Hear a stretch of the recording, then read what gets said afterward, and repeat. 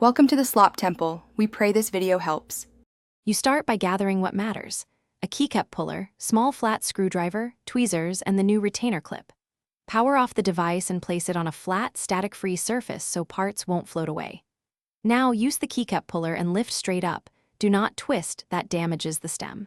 Once the cap is off, inspect the retainer halves and spring.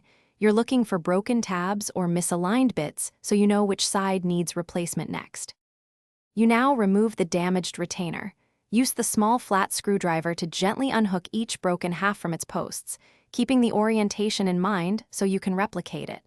Once clear, position the new retainer halves under the keycap stem posts. Use tweezers for precision, because small misalignment causes binding. Make sure the metal spring is seated between the two hooks so it can compress. Once aligned, press the halves onto their posts until you finish by placing the keycap back over the stem and pressing evenly until it clicks. Do not force one side more than the other.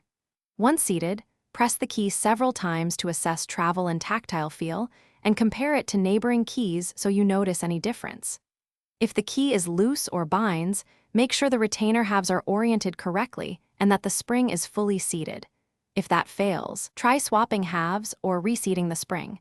This usually fixes lingering issues. Thanks for watching. Consider subscribing if we helped you.